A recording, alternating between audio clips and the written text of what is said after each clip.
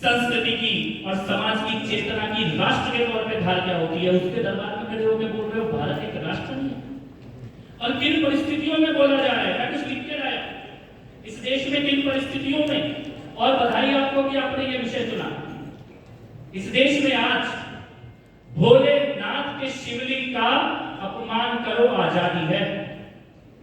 आप रतनलाल जी के बारे में कह रहे हैं रतनलाल, लेकिन किन परिस्थितियों में सलमान रश्दी ने लिखा, जहां हत्या हो सकती थी तब लिखा। तस्लीमा रश्दी ने लिखा जहां हत्या, अपने समाज को बचाने के लिए, लड़ने के लिए। जब माननी जी बता रही थी करवा चौथ के बारे में, करवा चौथ का विरोध एग्जैक्टली वही लोग करते हैं जो हिजाब के समर्थन में खड़े हुए हैं। बताइए कौन है महिलाओं की गुलामी का प्रतीक, करवा चौथ या हिजाब? लेकिन इस देश में आप तमाशा देखिए कि करवा चौथ का मजाक वो लोग उड़ाते हैं जो हिजाब के समर्थन में खड़े। भोलेनाथ के शिवलिंग का अपमान करो आजादी है, औरंगजेब और बाबर को भी बाप कहो आजादी है। औरंगजेब इस दुनिया में कहीं भी और होगा तो उसकी कब्र नहीं हो सकती थी। हिटलर से भी बड़ा कातिल, हत्यारा, गुरुदेव बहादुर का हत्यारा, उसकी कब्र पे सिर झुकाया जा रहा है इस देश के अंदर। किसको चुनौती दे रहे हो? और अगर चुनौती दे रहे हो तो ठोक के चुनौती को स्वीकार करेंगे, फिर चाहे हेट मॉन्गर बोलो उनको, चाहे आतंकवादी बोलो। जिस भाषा में समझ में आता है ओवैसी जैसे लोगों को, उस भाषा में और उस तरीके से जवाब देना, ये आजादी हमारे पास। भोलेनाथ के शिवलिंग का अपमान करो आजादी है, औरंगजेब और बाबर को भी बाप कहो आजादी है, लंदन जाकर भारत मां को गाली देने की आजादी है, भारत कोई राष्ट्र नहीं ये कहने की आजादी।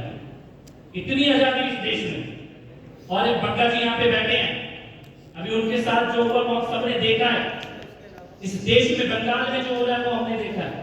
हितेश जी, आजादी है बग्गा के घर में घुसकर दंगा करने की, आजादी है बग्गा के घर में घुसकर दंगा करने की, और बंगाल में हिंदू औरतों को सड़कों पर नंगा करने की, बंगाल में हिंदू औरतों को सड़कों पर नंगा करने की।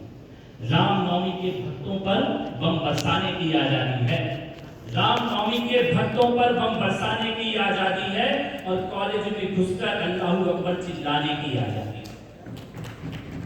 उनको हीरो बनाया जाता है जो सेकुलर एजुकेशनल इंस्टीट्यूट में घुस के अल्लाहू अकबर चिल्लाते हैं। आजादी है अंसारों के लिए कोर्ट खुलवाने की, घुसपैठिया अपराधी, और उसके लिए कोर्ट खुलवाया, वो पुष्पा बन के घूम रहा है पुलिस के सामने, है ना? यही रतनलाल और यही अंसार। आप तुलना कर लो, दिल्ली पुलिस का डर है क्या किसी के मन में? कितनी भयानक आजादी है। आजादी है अंसारों के लिए कोर्ट खुलवाने की, आजादी है घुसपैठियों पर चलते बुलडोजर रुकवाने की। लेकिन एक दूसरा पक्ष है, प्रफुल्ल जी, दूसरा पक्ष भी है। एक तरफ तो इसको भी अत्याचार बताया जाता है और दूसरी तरफ क्या हो रहा है? शरद पवार की बात करोगे तो जेल में डाले जाओगे, शरद पवार की बात करोगे तो जेल में डाले जाओगे, केजरीवाल का जिक्र करो घर से उठवाए जाओगे।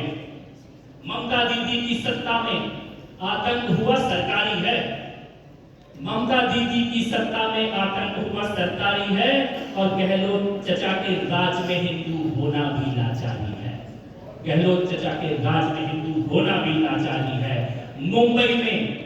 मुंबई में चालीसा का पाठ बड़ा दुश्वार हुआ, झारखंड में पूजा करते रूपेश पे कातिल वार हुआ। रूपेश पांडे में उनके घर गया था, मुझे एयरपोर्ट पे बंद कर दिया झारखंड की सरकार ने।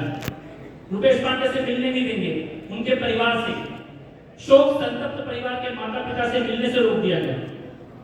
गुजरात में किशन भरवाड़ जी हो, दिल्ली में हीरा गुजराती हो, झारखंड में रूपेश पांडे हो, अंकित शर्मा, अंकित सक्सेना, ध्रुव त्यागी, निकिता तोमर, कितने नाम गिनाए जाए, और उसके बाद भी बेशर्मी की हद ये देखिए कि राजस्थान के चिंतन शिविर में खड़े होकर सोनिया गांधी कहती है कि मुसलमान खतरे में है।